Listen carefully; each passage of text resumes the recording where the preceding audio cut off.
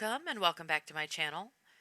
As you may know from a previous video I did, I'm following the story of the two missing little boys from California City, California.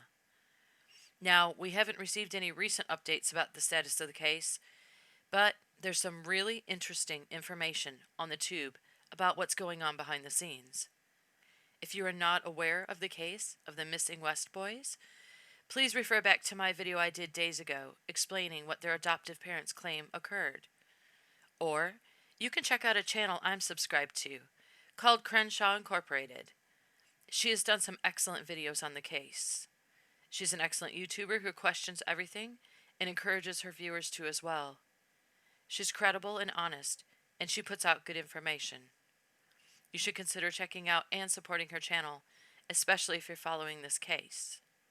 Now, I want to share everything I'm finding out about this case with you all, because I know so many people are just heartbroken about the boys. I'm looking for the most credible sources of information I can find, so I can bring you as much truth as possible. So I'm going to share with you something that was shared with me by a viewer on my channel. I want to thank Carolyn for giving me a heads up about a YouTube channel covering the case called Thorns Show.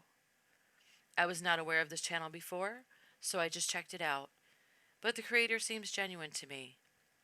He seems very concerned about this case, and he shared some information on his channel that blew my mind. He shared part of a phone call he had with the previous owner of the home where the boys lived and from where they supposedly went missing.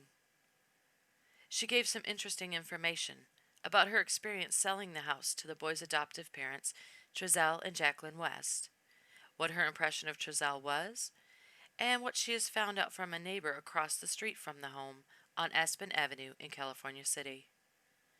Now, what I'm about to tell you is almost unbelievable, since we have not heard about it yet on the news. But I'm one for keeping an open mind about things, and I think the police could be holding this information back to protect the integrity of their investigation. So you can decide for yourself what you think about it. But the woman on the call with creator Chris Thorne claims the neighbor in the home across the street from where the boys went missing told her he turned over video footage from his home security system that shows Trezell West getting in his van with the boys and leaving on the day they went missing. Now, in all fairness, she was not specific about the time of day this occurred or whatnot, but she wonders why we haven't heard anything about this from the police.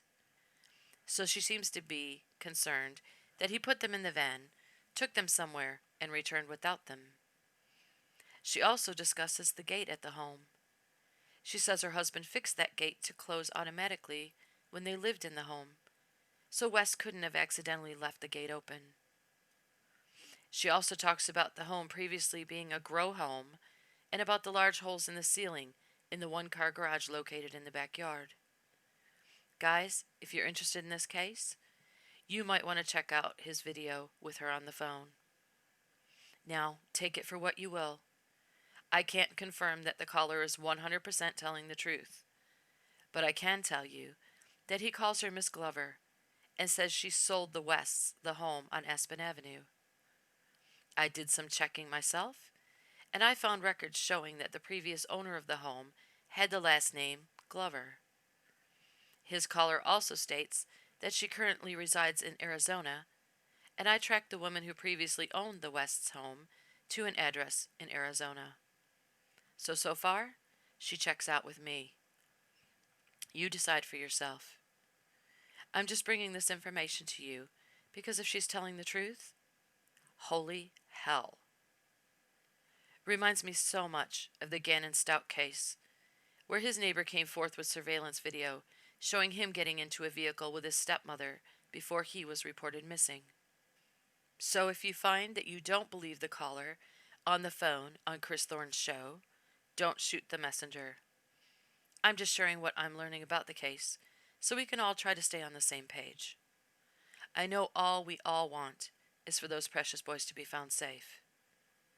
I also want to thank the creator Crenshaw Incorporated for sharing another channel with me called AV News Crew.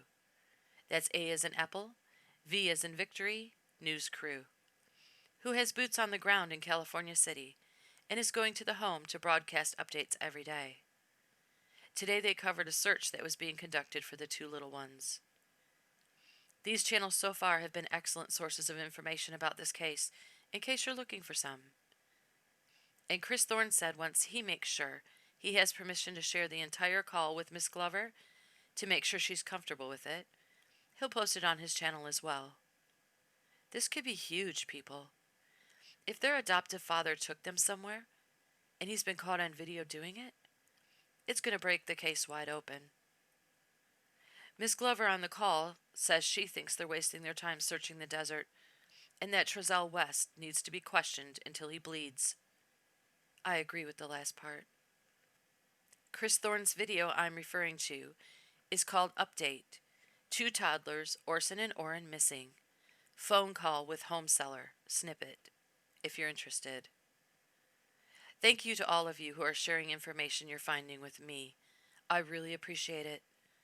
If we all come together with what we know and what we're finding, we can all share it out to let others who care about these boys and are praying for these boys know as well. It's so hard to care so much and hear no updates in a case. Please keep the information coming. I'll check it out to the best of my ability and share it out to my audience. They're smart cookies. They can decide for themselves what they consider credible. Thank you all so much for watching. I appreciate your time, and I'll see you on my next video.